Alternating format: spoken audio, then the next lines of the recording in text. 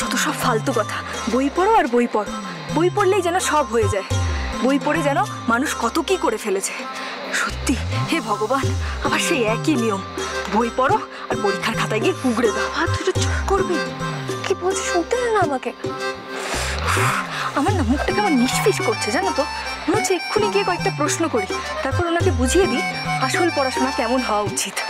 নেহাত ফাঁকে পড়ে গেছি, সামনে গিয়ে প্রশ্ন করতে পারছি না, তাই ভাগ্যিস প্রশ্ন করতে পারিস, নাহলে বাজে বকে বকে মাথাটা ব্যথা করে দিতে সব।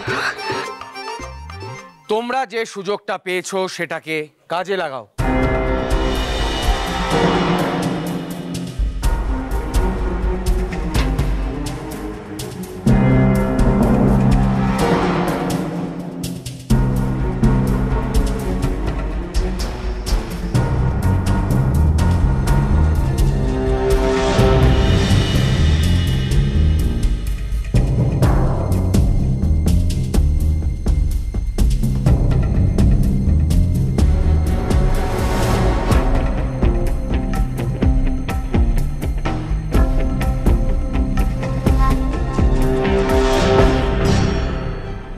হে ভোলানাথ, মোনা ম্যাডামকে যেন নাম না ধরে ডাকে লোকটা।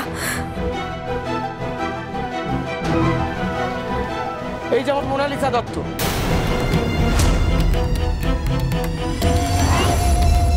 দারুণ স্টুডেন্ট, ব্রিলিয়েন্ট স্টুডেন্ট,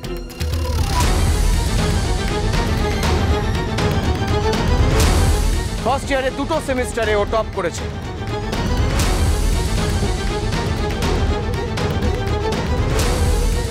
এর থেকে কি বোঝা যায় যে ও পড়াশোনাটা করেছে, যেটা তোমরা যে কেউ চাইলেই করতে পারো।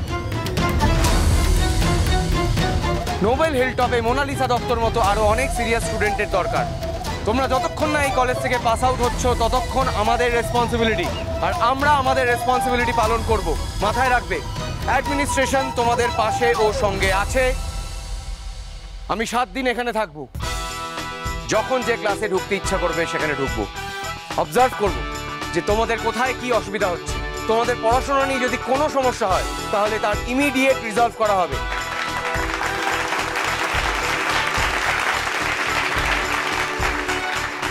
Thank you students. Now you may go to your classes.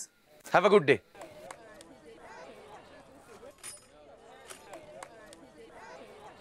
7 দিন? তোমাকে তো আমি 3 দিনেই তাড়াবো মিস্টার।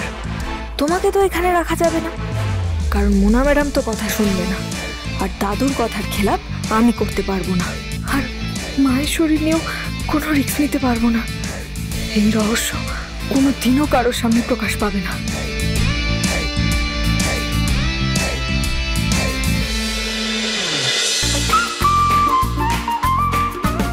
কম্পাস সোম থেকে রবি প্রতিদিন সন্ধে 6টায় স্টার জলসায় ও জিও হটস্টারে।